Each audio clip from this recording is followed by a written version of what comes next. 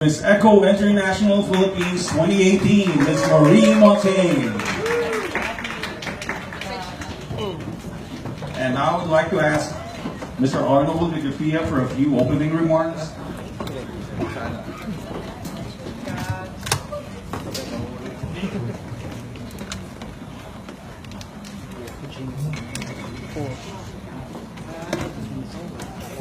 Can we ask our Miss World Philippines to take your seat? We can start the press conference.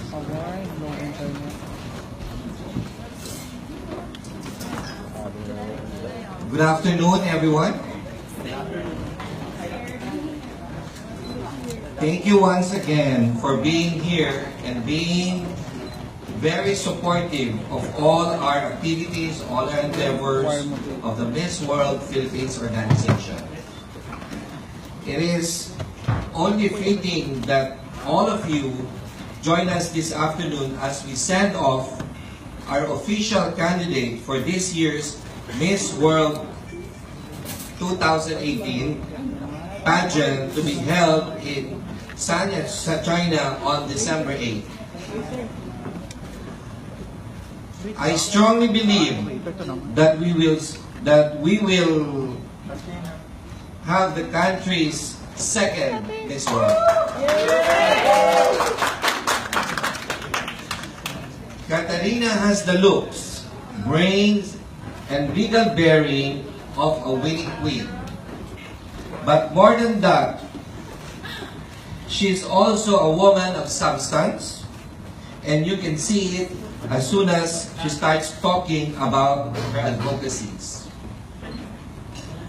As she fulfills her new role as a country's ambassador of goodwill, she will also shine the spotlight on her deserving causes and advocacies.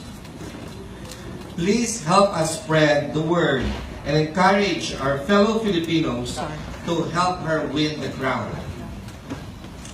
And lastly, please also encourage everyone to catch the live telecast of the Miss World 2018 pageant via GMA 7 on December 8th. This is a live via satellite. At this point, ladies and gentlemen, I would like to show you the video, the video of the intro video of Miss World Philippines 2018, Katarina Rodriguez. Please watch this. Thank you.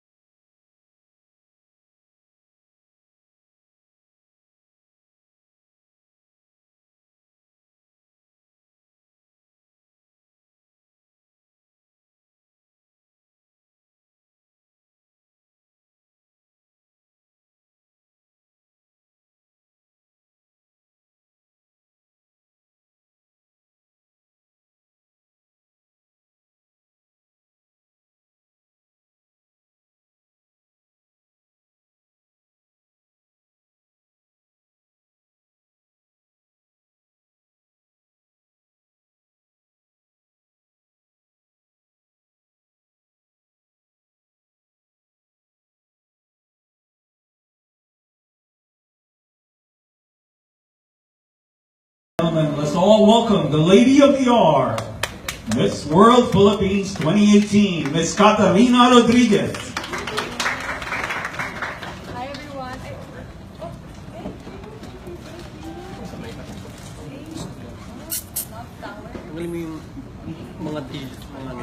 Hi everyone. Good afternoon. How are you guys? Kumusta na? Excited? I'm excited. I wanted to say thank you to everybody for all of the support. You know, a big part in being a beauty queen, it's you're carrying the weight of your country on your shoulders when you go abroad to compete, and you're representing all of the people, all of the Filipino people, and I'm very blessed to be a Filipina because every single Filipino who has participated on this journey have been so helpful. They've taught me so much. They've taught me patience and kindness and generosity and really what it's like to be a woman. I'd say prior to joining Miss World Philippines, I was still growing up a bit, and I think becoming Miss World Philippines was really the coming of age mark for me to becoming a woman. And I have tried my best in every situation that God has put me through, good and bad. I've reflected mornings and nights and prayed. I prayed whenever I had my free time, and you know, just asking for guidance in specific situations that tend to happen. But of course, anything worth it does not come easy. You have to sacrifice, put in the work. You have to break certain connections because when you're the person going out representing an entire country, you need to put your best foot forward. You need to showcase the best version of yourself, the best of the country.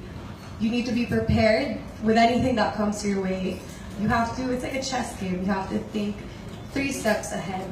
And as challenging as it is, I'm here again, wearing the Philippine sash over my heart, ish, because it's on the left side, but wearing the Philippine sash, and then of course the crown representing all of the Filipinos, not just the Filipino woman, but all Filipinos. And that's one of the most humblest honors I'll ever have. This is the adventure of a lifetime, as I've said, and I'm very excited. I'm a lot more calm in person than I am in my head and in my heart.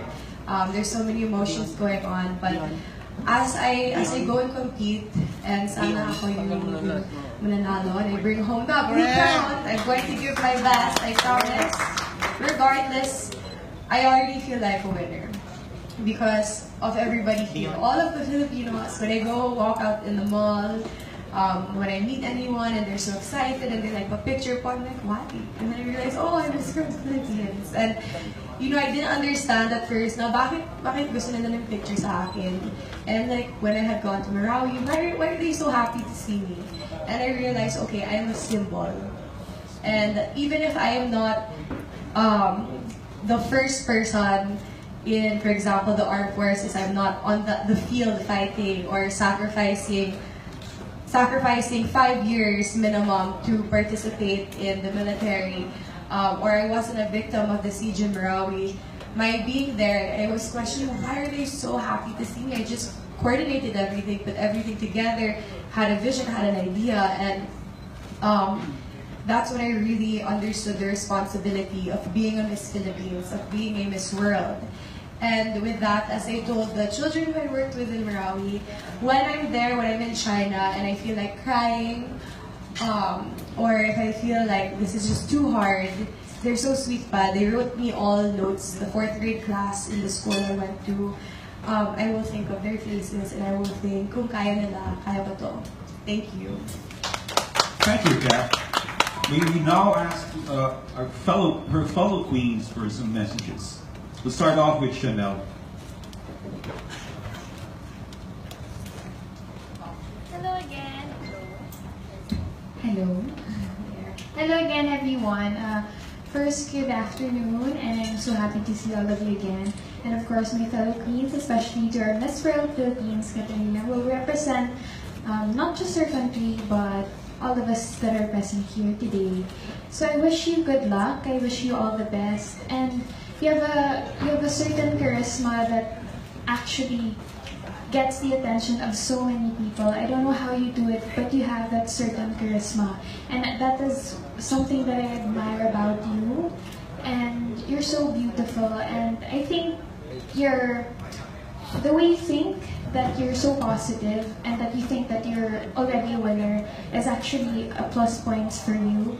It's because when you think that you're a winner, then you can always put your best foot forward all the time. So I believe you can get home the crown for the Philippines, and we're so proud of you already, and we love you, Katarina. Okay, good luck.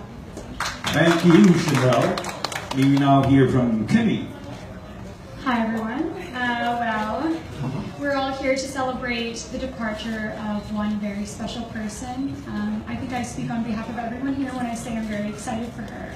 Look how many people are here just to promote you and take photos of you and show the world what the Philippines has to offer in a woman, in a Filipino woman, and someone who is Filipino. You know, it's so surreal for me to be here sitting next to you. It's crazy because this isn't something I would have seen myself doing months ago. And now I get the pleasure to speak here.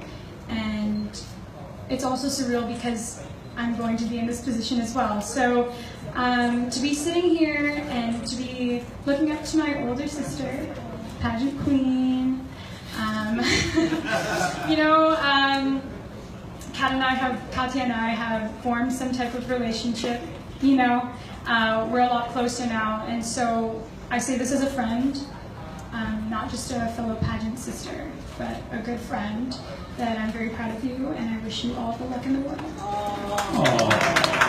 I feel like it's her wedding, I don't know. Thank you, Kimmy, for that very emotional message. I'll just share a quick background. Kimmy and I did not hit it off when we first met. We had a bit of a weird thing, a weird first encounter, and she's just really irked me throughout this month.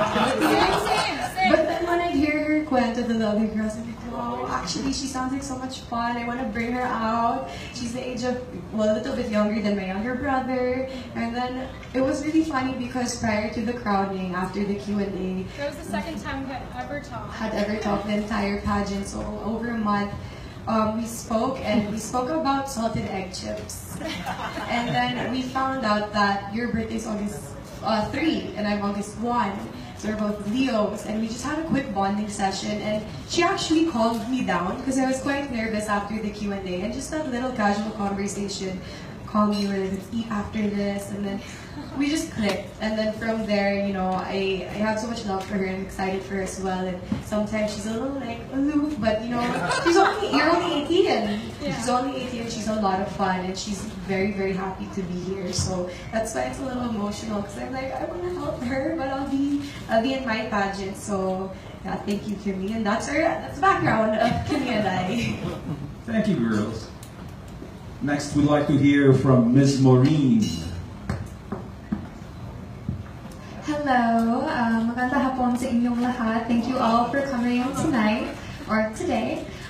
Kat, we are all so proud of you, and we're all going to be cheering at the top of our lungs, no matter what time your pageant is airing. We know we'll all be watching. And yeah, it's been great getting to know you. I think you're definitely blooming. You're going to make the Philippines so proud. I have absolute 100% faith in you. And go get that crown for us. Make us proud. We already know you'll do your best, and you will make us proud. Thanks, Maureen. Lastly, we'd like to hear from the Miss World Philippines General Manager, Bessie Desana.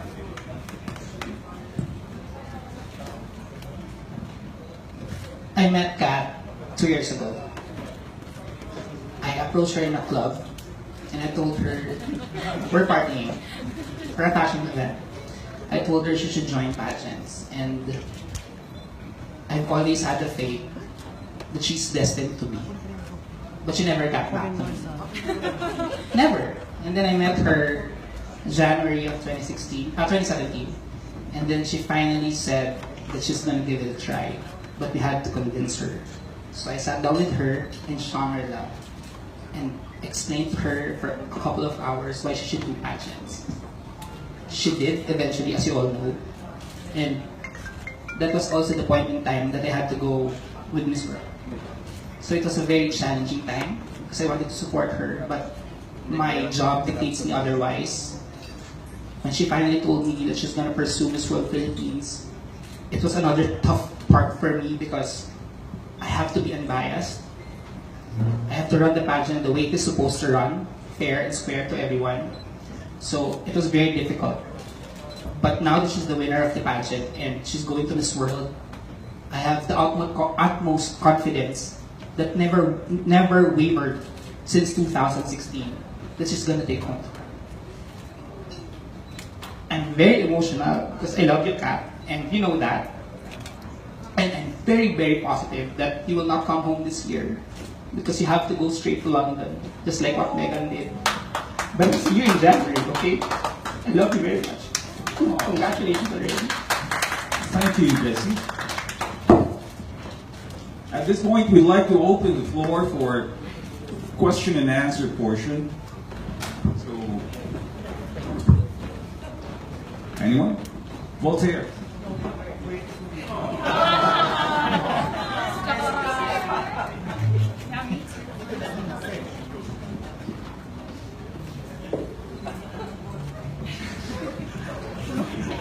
Congratulations, Katarina.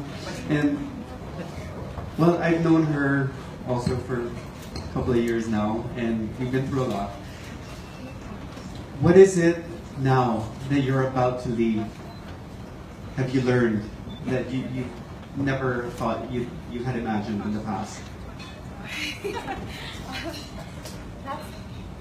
That's a really difficult question because I learn something every day, and I learn something with all the new people I meet.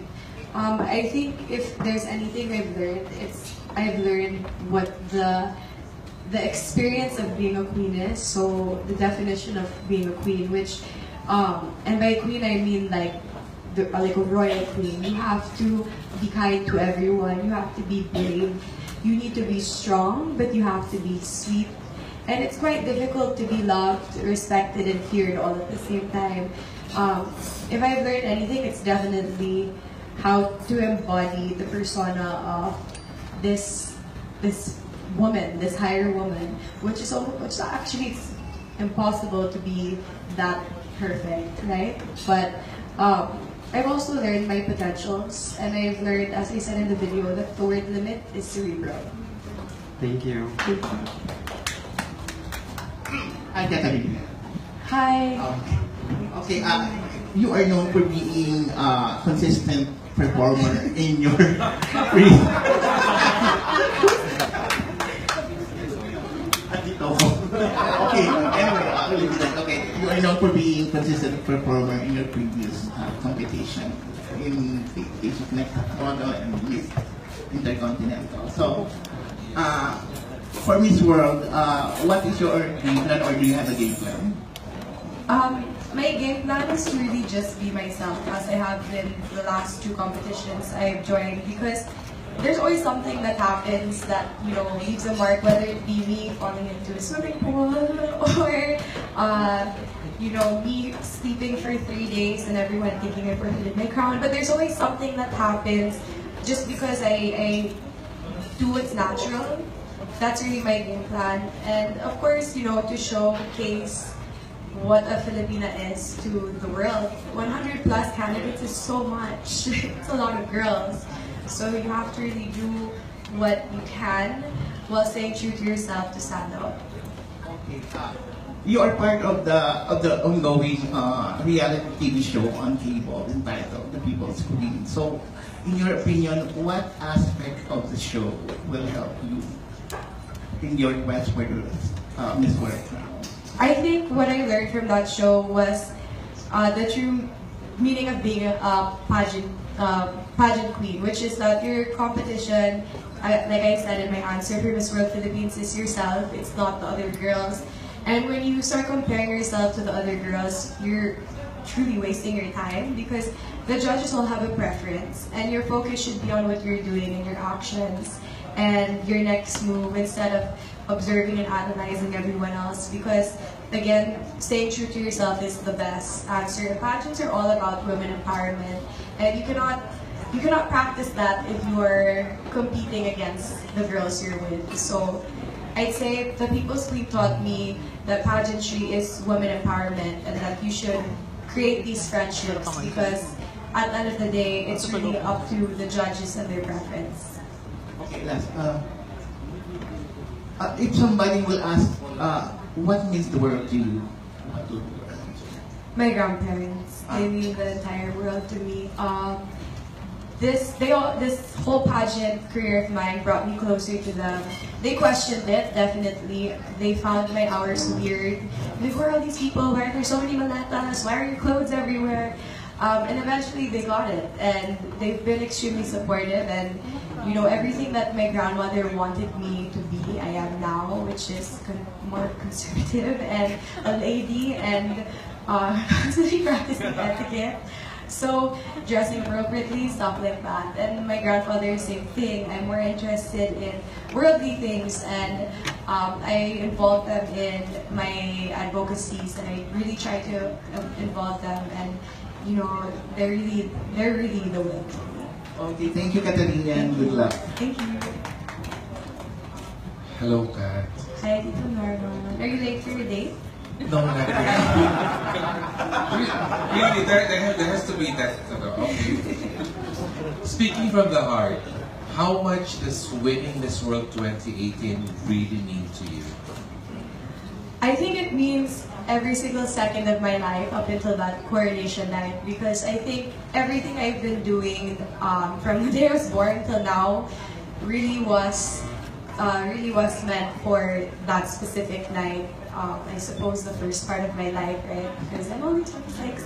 But I like to think of the Phil Collins song "In the Air Tonight," just because there's some lyrics that stuck in my head that I've been waiting for this moment all my life.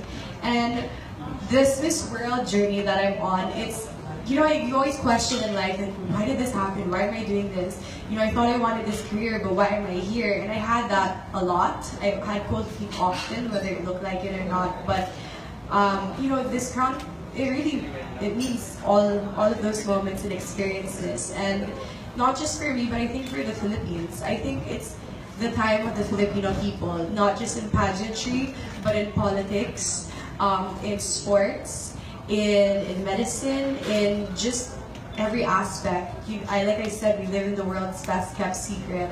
Our people are naturally hospitable and kind and brave, and it's really our time. The lands are, you know, we have rich biodiversities, as I've said, and it's the perfect time to be a Filipino. One last question, Kat. I'm just very curious. How did you prepare for the sports challenge? Because it's one of the toughest in this world. Honestly, I'd say I unconsciously was preparing for it. Like my first answer, it's really, I'm an athlete. My first love was long distance running, competitive long distance running. So every day was very routine, very boring because I trained twice a day, slept, ate. I was very robotic, very uninspirational, but I loved running. And I think that it's very natural to me now to be athletic.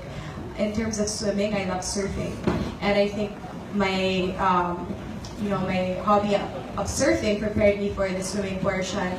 And I'm just, if you followed me on Instagram since 2014 and my top model journey, I was even working out in the model house.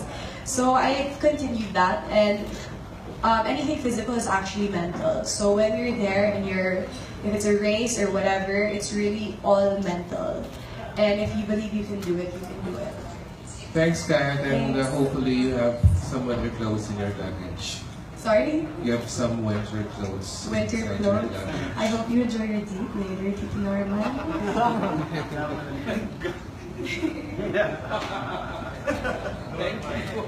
Hello, Kat. Hi! And best of luck before anything else. This Miss World Philippines is not your first national pageant. Miss World is not your first international pageant. So how did you, what kind of adjustments did you do in stepping up for your preparations now for Miss World? Well, the time for your preparations is surely shorter, and the Miss World Philippines organization is completely different from Binibining Pilipinas. So, the support that I have, it's different. The manner in which they work, it's different.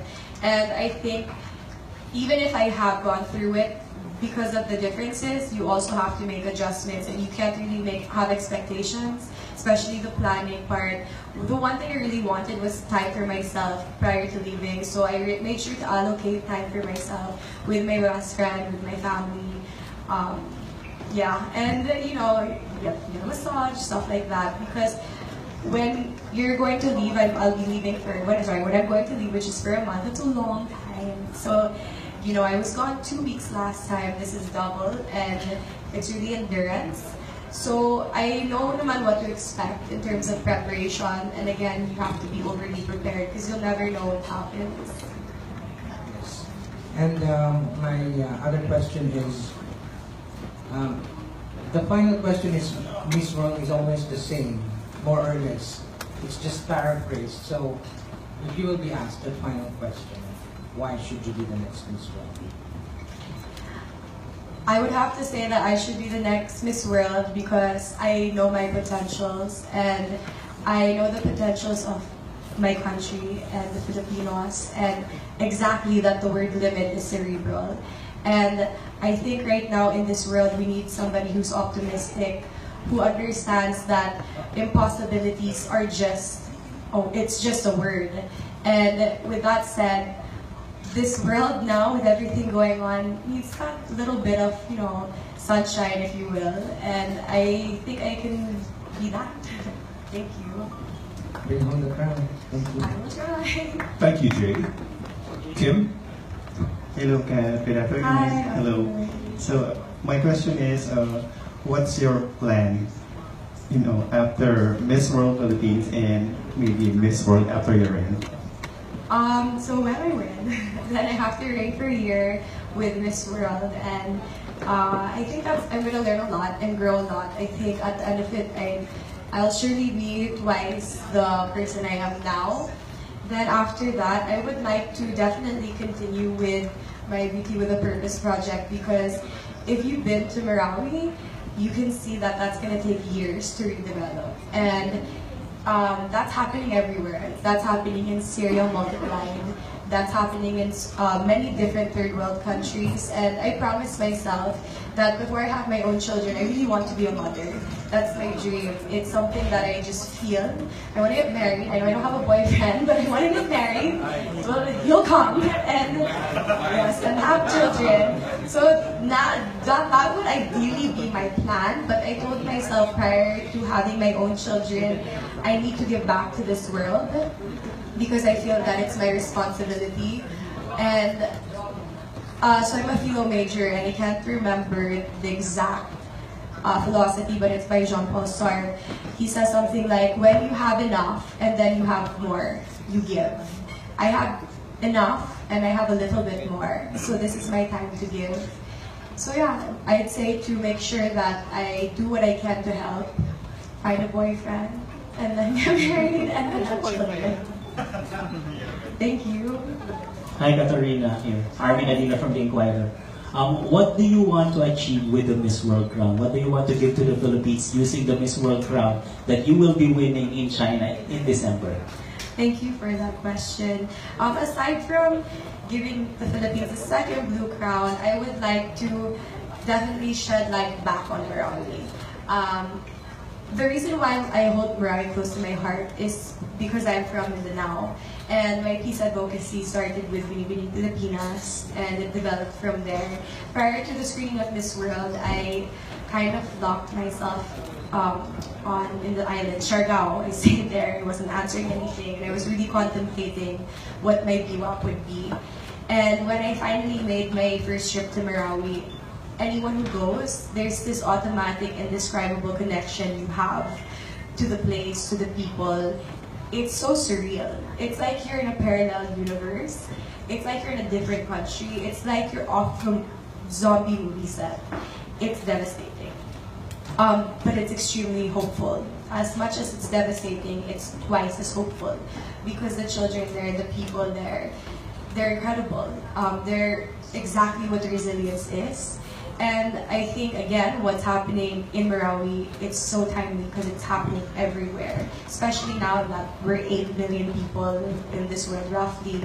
So imagine what 8 billion people could accomplish if we all learned to love and respect one another. And when I win this world, I want to shed back light on Marawi because everyone in the world knew what happened last 2017 and use the redevelopment of Marawi as an example to the rest of the world. How we should move forward with our lives. And the thing is, it's very contextual. Depending on what community you live in or what country you live in, how you run for the head of the country, so the president, etc., how you run your country, it depends on the agriculture, the religion. There's so many, again, it's contextual, so yeah, it's quite complicated. But I believe it's possible. It's extremely possible. And I don't like that people stop talking about Marawi. It's like, okay, the ice is out, everything's fine, the war is done, there's no violence, but that is just the beginning. That is just the start of what hopefully is not a 15-year redevelopment. I got off the convoy and I walked around Ground Zero, the most affected area, and I just couldn't grasp anything. There was a school that was completely turned over. There were little chinelas road of a little girl and a little boy have pictures.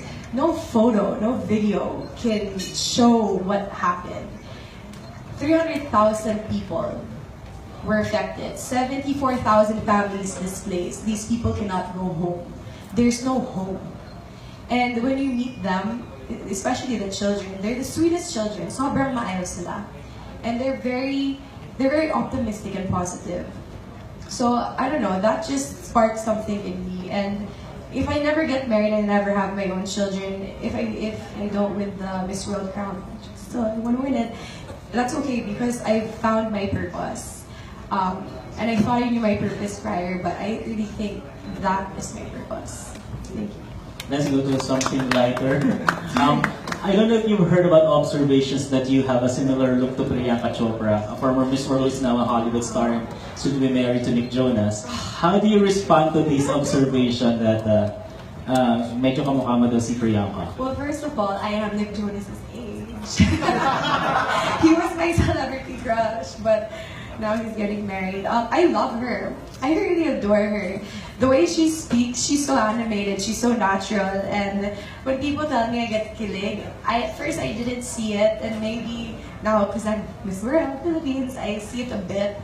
I think she's brutally honest. She's a bit more aggressive than I am, but I think, that comes with age. And I think she's a wonderful person. She still pursues her advocacies, and you can see that in her content on social media. Her relationship with Nick Jonas, I think all of their supporters and fans, and myself, even if I liked him. Anyway, we all feel the sincerity of their relationship. I saw him in New York on my last day there, and I was just like, I walked through between the circle, they had a circle of bodyguards. I walked through the circle towards him. No one stopped me, and I took a picture. I have it on my phone. I never posted it. Anyway, and then I found out a week later they were getting married. So no chance. Hopefully that's an omen. I hope it's an omen. Good luck. Thank you. Thank you, Kim. Yeah. Hi, good luck to you. Hi, thank you. What do you think about beauty queens, born and not made, or the other way around? Do I think they're born and not made, or else made and not born? I think they're definitely made and not born, because it's not all about the face anymore. Of course, that's probably 50% of it. I'll admit that. But nowadays, it's really the substance of a lady, how they answer, their charisma, how they carry themselves, and that comes with experience, and that's made. That's through your whatever life throws at you. So I think it's definitely made. You have to put in the work. There's a saying that my coach in track and field used to tell us, and that's commitment rises above talent. I'd say that's the same thing for beauty pageants. Thank you. Kat, can you share with us, like, who's designing your gown, or what kind of gowns you'll be wearing? Okay, so the wardrobe is such a fun part. It's very stressful because you think, how many muletas am I gonna have? What activities are there? Miss World doesn't give you a list of activities, so that means you have to be very prepared. But I would like a challenge, so challenge accepted. Definitely, I'm working now with stylist Algin Ramos. He helped dress me for my last competition, and he's dressed me a couple of times, but now we're working together. And then my evening gown, I was very flattered and I kind of teared when I saw it. It's Francis Labiran. He made my gown before I even won Miss World Philippines, which shows how much he believed I was going to win. And it's so surreal. I cursed when I saw it. Myself and Mama Mikey, who was with me, and Krishna, my really good friend, we all just were like in awe. And I've known Francis for 4 years. He was the first designer after Top Model who got me for his wedding fashion show in Manila Peninsula. I hadn't met him. I didn't cast. Yung kasama ko si Kelsey Merritt. Her and I, because we were both under PMAP, we were just like, oh my gosh, like how nice of him. I haven't even met him. So when I had just started, I had no idea really how the industry was here in the Philippines yet. He had already gotten me as one of his muses. I opened that segment pa. So this is something that he hasn't done. It's very, it's a surprise. And then in terms of the wardrobe, right now I'm wearing Mikey Andre. I've been wearing her, she's here. I've been wearing her design. Oh, she laughed. Oh. Well, I've been wearing her designs for, also since 2014. And Rosenthal P. and the usual designers who I work with. I think that once you develop a relationship with designers, stylists, makeup artists, etc., they know you, they know your face, they know your body, they know how you are, and you also have a confidence in wearing them. Yeah, so thank you. Thank you. Ethan? Ethan Concepcion of Minus 100. There are a lot of outstanding Miss World winners like Aishwarya Rai, Priyanka Chopra, and Megan Young, our very own Megan Young. Who is your personal favorite, or who do you look up to, Katarina? You know, I'd say Megan Young because I know her personally. And I think knowing someone on a personal level gives you better insight of who they are. And I met with her maybe 3 weeks ago. I met with Laura yesterday. And Megan gave me a lot of advice, not just with the pageant, but in life. She's really a queen. She's very kind, and she's very thoughtful in what she does and how she works and how she talks to people. And it's something I'm still learning, and I really would love to master that. Oh my God, that's really, yeah, I'd really love to master, hi Momsy and Grandpa. I really like to master the way Megan handles herself, because she's very sincere, very genuine, and she really wants to know people, and she really considers them. And even in how she answers difficult questions, she's really good. So I would love to know Priyanka Chopra on a personal level, and all other Miss World queens through the past years, just because it's interesting to know someone more personally. Among the big pageants abroad, predicting winners, I mean Miss World winners, is the hardest to predict. What can you say about it? You know what's funny? I feel like the last few winners actually look like Megan.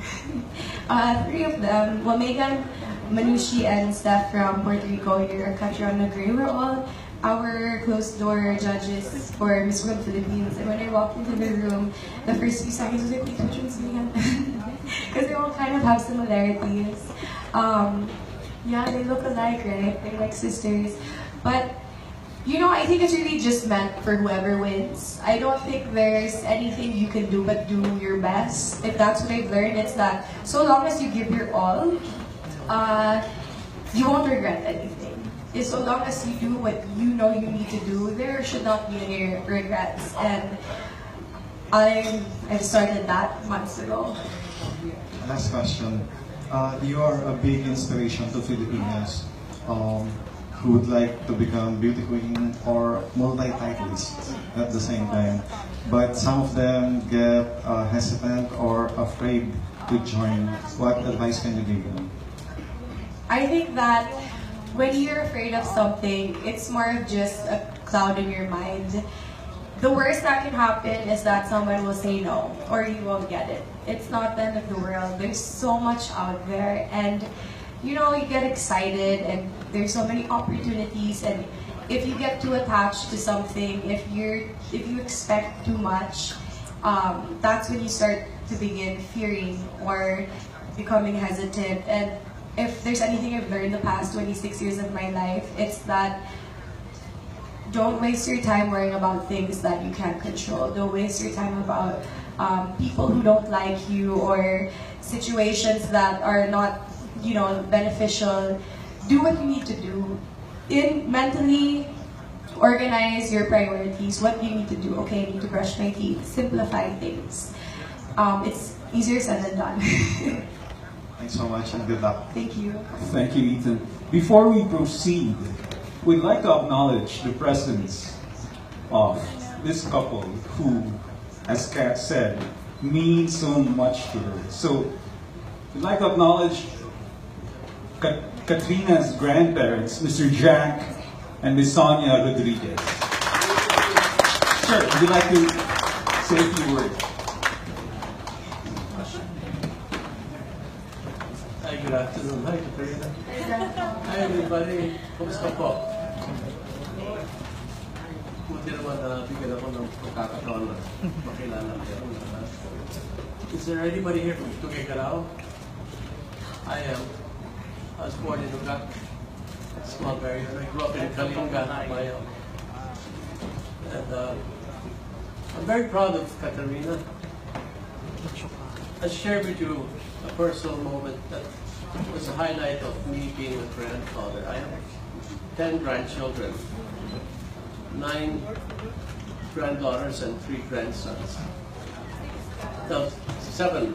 Well, my mathematics is bad. I only went to LaSalle. I didn't study. All I did was play basketball. Anyway, it was a joy watching my granddaughters grow up, especially Katarina. And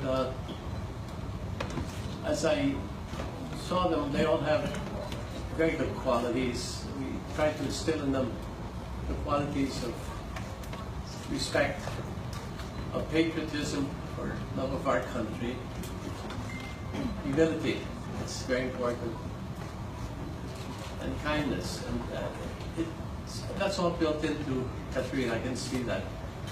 But one outstanding thing that happened that I want to share with you is she wrote me a letter after she came in only second in the contest in Egypt.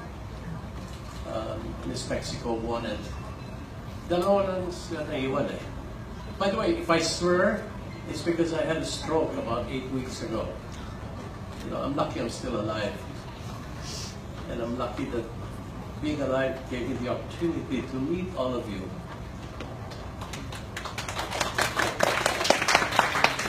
And when Katarina said I had to come here today, I'm supposed to have a board meeting. But I never say no to Katarina because she's very important to her grandmother and to her grandfather. Anyway, after she lost, I received a letter from her. And it's something you all should know because it will show you what kind of a person she is. She naturally felt hurt that she lost for her country, but she said, Grandpa, as they put the crown on Miss Mexico, naming her Miss Intercontinental, the crown fell. And somehow, before it hit the ground, I picked it up. And I held the crown in my hands. And I felt that I now had the power to give that crown to Miss Mexico. And I put that crown on her head. And at that very moment, I realized I was no longer a child, but a woman. At that moment, she realized she was now a woman.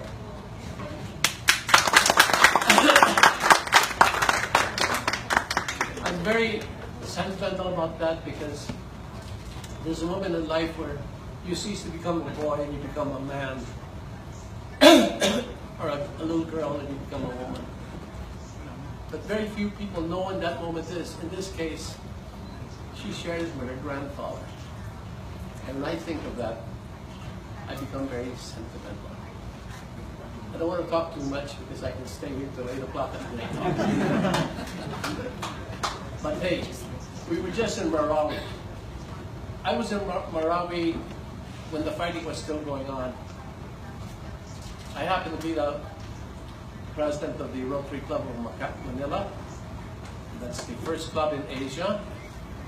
And as such, we went there with my fellow member, Rafael Anunan. And we started a mission when nagbabakbakan pa, barilan pa. I came into a room and I saw 8 dead people, and it smelled so bad. It was a closed cement room. 8 dead people were there. I went into an alley, there was 16.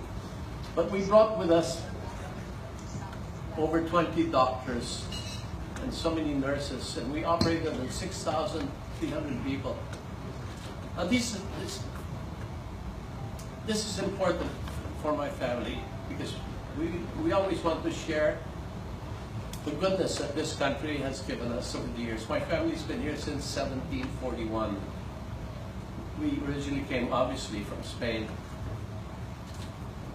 My father's part Filipino, part Spanish. His grandmother was part Maranao, from Tandad, Surigao. And I was born in Tubigral. My mother is American. That's why I have this American accent. Because of Mom. But anyway, thanks for being a friend to my granddaughter. If you are a friend to her, I can tell you this. When you're a friend to Katarina or any of my grandchildren, I would love you twice as much as you love her.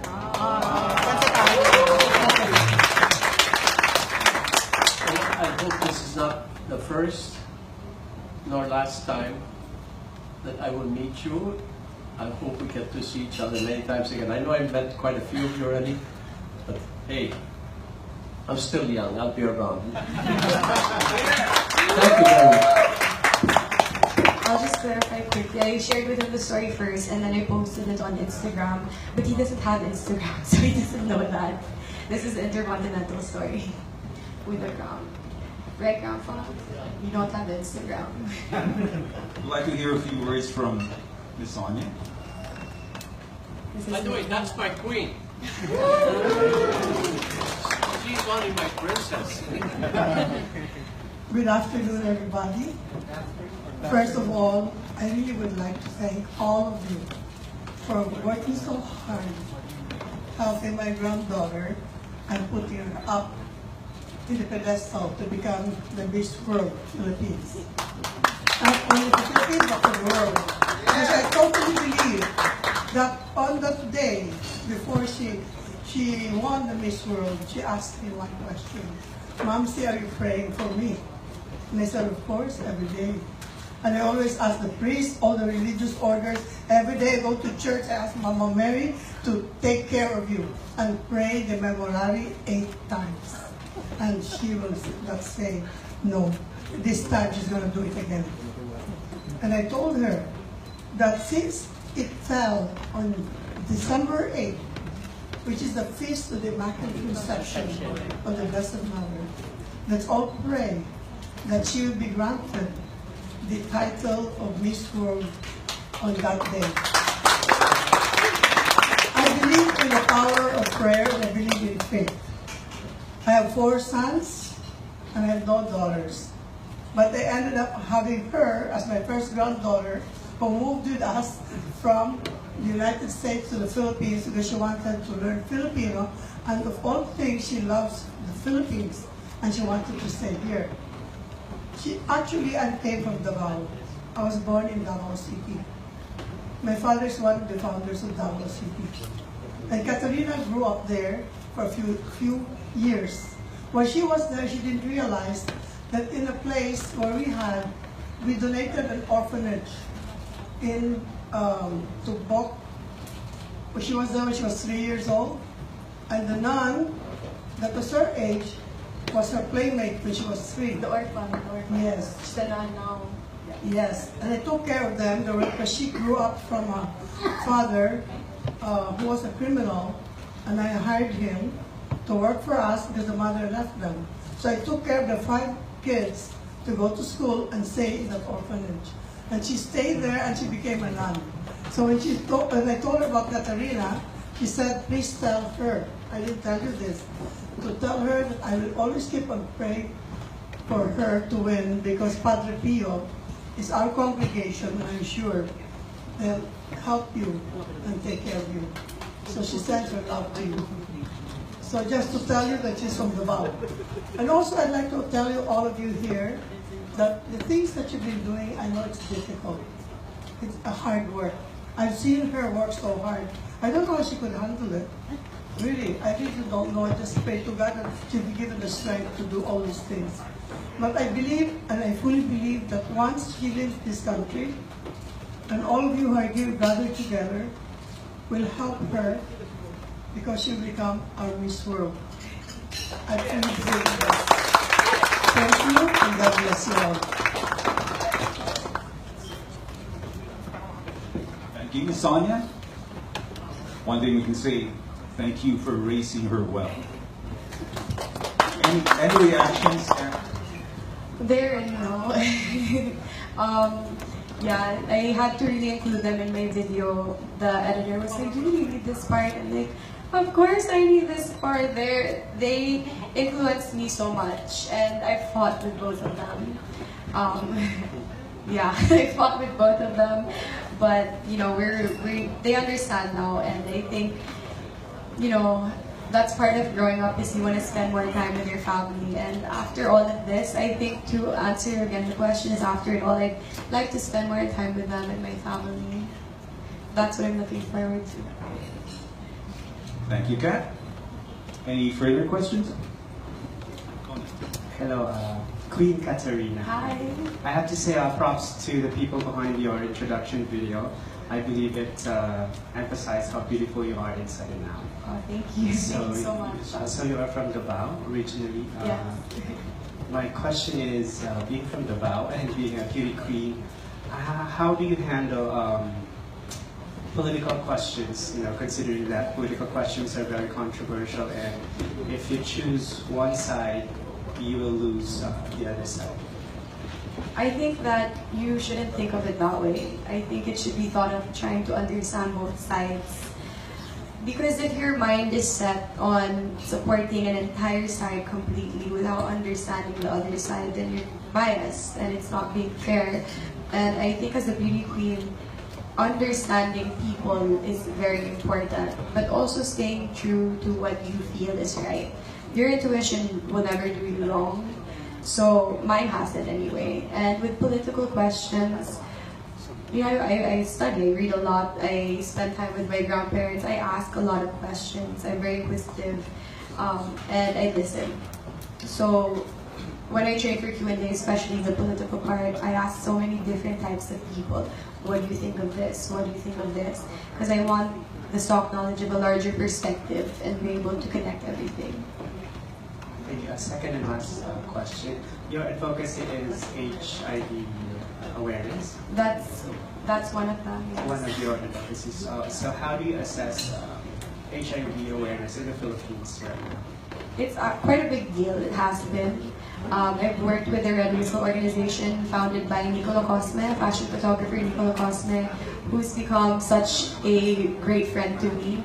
He's helped me so much. He helped me initiate my Marawi Beauty with a Purpose project. And my assessment is that it's increasing because of the lack of knowledge. Sexual education is not implemented as part of the curriculum in our schools, and that's something that should be revised, because I was lucky enough to have studied those years that are importantly connected to developing as a woman in the States, and that was part of her curriculum. So I understood HIV/AIDS. I understood the different sexual diseases that could happen if you're not safe. I think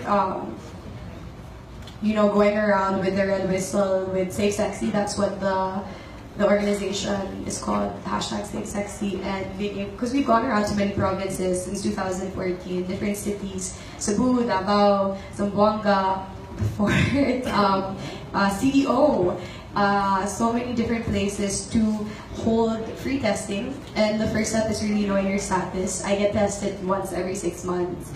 Regardless if anything, I just get tested, just so I know my status. And I strongly believe education is the secret, the answer to everything, not just HIV/AIDS, but violence and anything that's negative towards our humanity. Thank you. Thank you. Hi, guys. Hi. Friends from Crown Philippines. As we know that there's a segment, Dances of the World, in the Miss World Philippines. Are you auditioning? Of course I am. Francis is making my national costume, and you're all used to him making Filipinianas. I'm always gorgeous and beautiful, and we're doing something different now. It's something we've talked about before, Pintados. And I enjoyed learning my dance routine. I'm very excited for the national costume, and this is something that brings light to me. It's something that's not heavy in the pageant. I'm actually quite looking forward to that and the fitness challenge. Thank you. Thank you.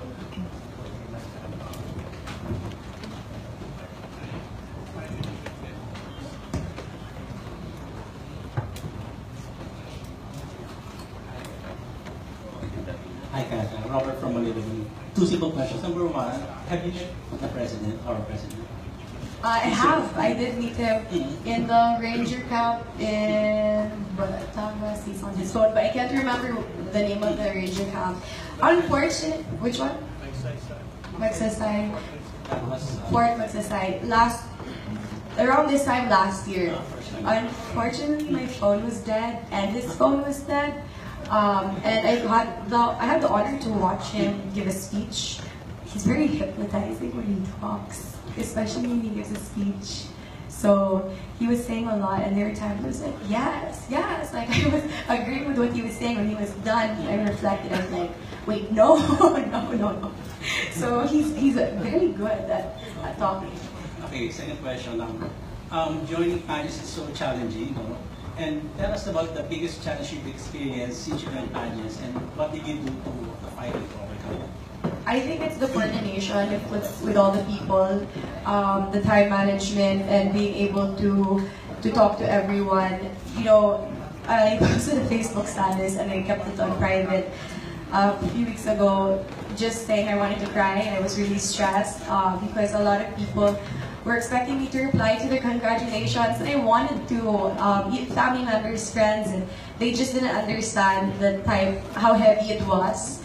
To have to prepare within a month and all the things you have to do. So sometimes people become sensitive, and I empathize a lot. I'm a woman in that way so much, where I have a lot of empathy. So when someone's hurt or upset at me, it affects me, especially like if they're close to me. And so I had to post a status just so people knew, like, hey, this is what's going on. But it's also because sometimes now when I message, it's just like, yes, no. Like, there's no lambing, which doesn't mean I'm not malambing. It's just because I'm on my phone constantly. Like, one day I was just coordinating so much. I was on my phone the entire day. So it's more trying to consider everyone, regardless of all the things we have to do. Okay, thank you, and good luck. Thank you so much. Thank you, Bobby. Now, to give more time for your individual interviews, we'd like to cut this Q&A segment short. So at this point, we'd like to thank everyone for coming. The Queens, Katarina's grandparents, Mr. Jack, Ms. Sonia. Thank you everyone for joining us. You may now continue your own respective interviews. Photo walks.